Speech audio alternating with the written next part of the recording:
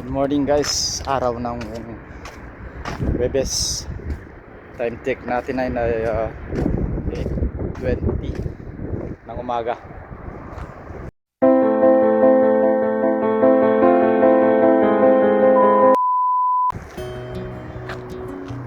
Medyo hindi masyadong mainit, tama-tama lang, kayang-kaya ng katawan.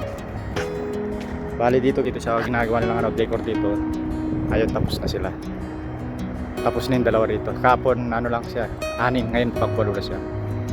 Dito yung area na to, pag matapos tong kwartong dito, tsaka na lang ipagpapatuloy yung decor dito. Kaya hanggang dyan lang.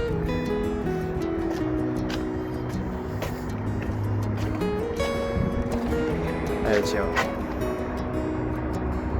Katapos ipaputol ko lang yung bakal nito, yung mga dowels, para di istorbo sa palitada tsaka sa paglalagay ng bubong.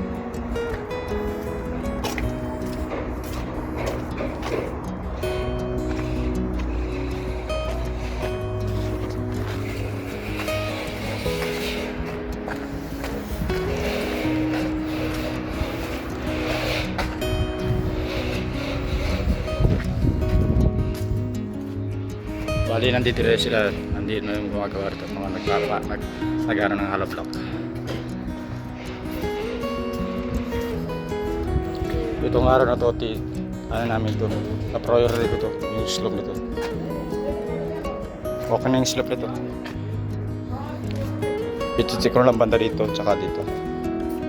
Tapos lalagyan ko ng rito, salo, semento, para hindi siya pumba. Tapos na rin dun sa baba yung yung mga mason. Kaya ipapasara ko muna to, mga yan. Tsaka dito.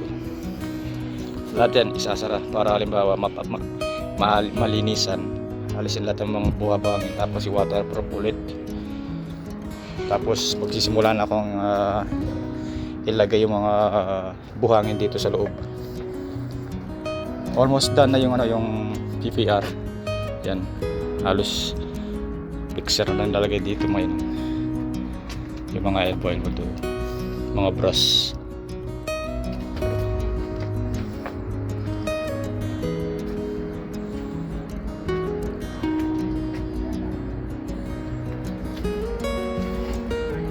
Ito alanganin pati. Wala pang itulak. Labas na sa palitado. Wala sa tubero talaga. Papaulit ko to.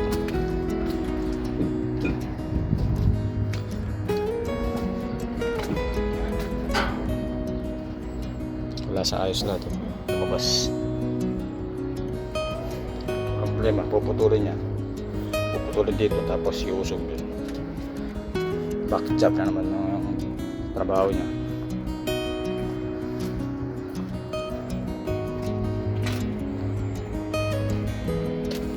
Ganun din.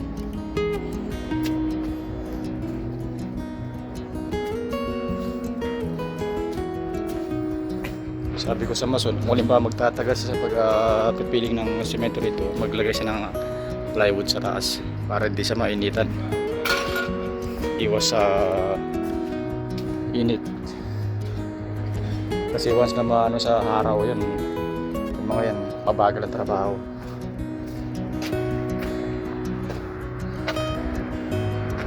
Pero dito, ganoon pa rin yung palitada. Continue pa rin yung pagpapalitada dito.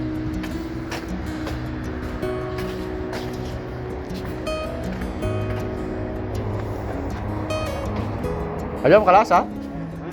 Ada kalas? Halo? Tanibad? Outside.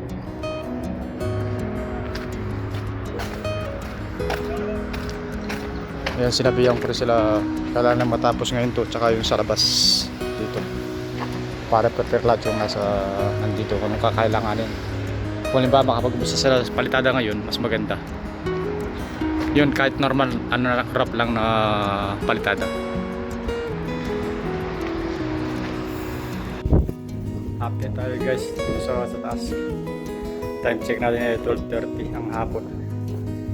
Ito, nagatid ako ng pagkain nila. Check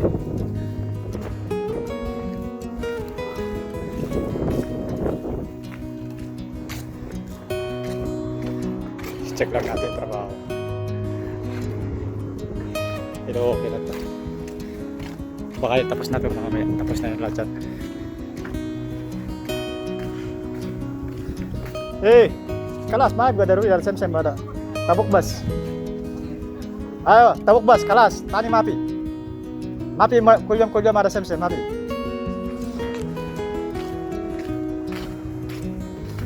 Kali wa syukul ada. Ita mapi syukul hagua.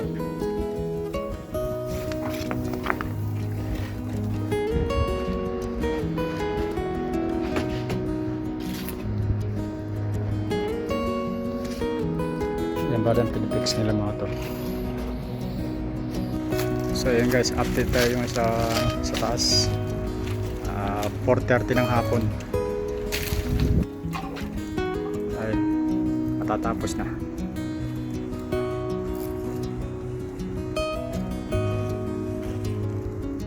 Sa wakas natapos din, palitada na ng kulang.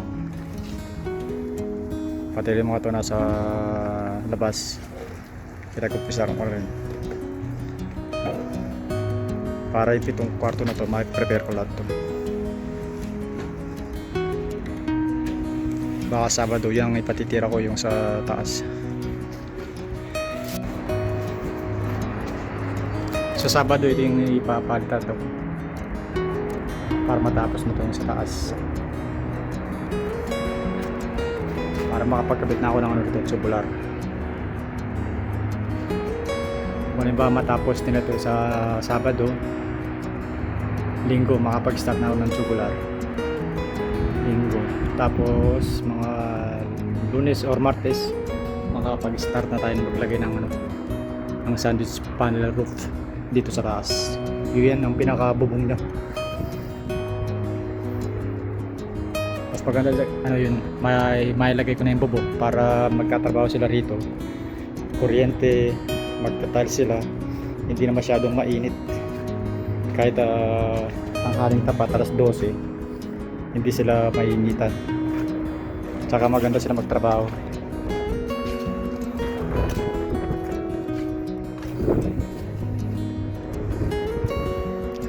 Once na malinis ko yung sa ano, sa banyo, yung mga yun ipatatamba ko na rin yan, yung buhangin, para makapag-order ng panibago.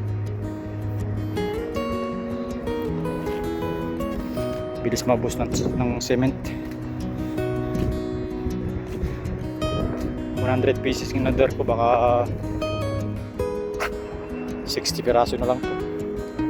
60 or 70. Kasi ito normal na buhangin. Ito yung pampalitada. Maganda yung pampalitada to.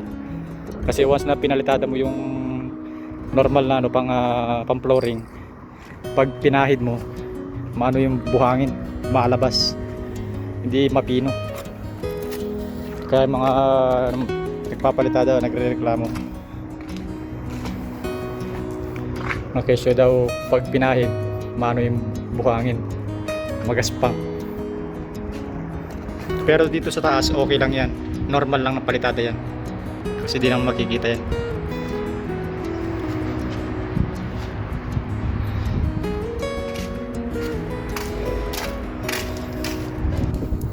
Dito naman sa banyo, kanina tumulong ako maglagay ng slope ng ano, ng linya ng kubeta. Aywa, cleaning mas buda.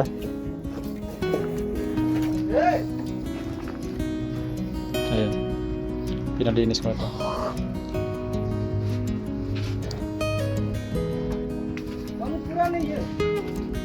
Ito kanina naglagay na ako ng ano dito, ng salo dito sa baba para may slope siya.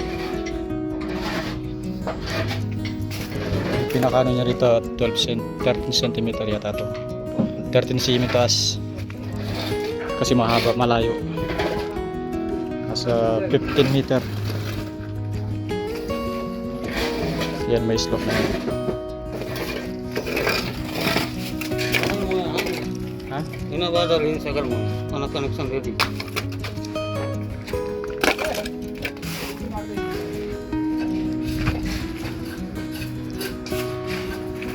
Pero mamaya check ko rin dito kung may slope siya o wala. Yung papunta doon.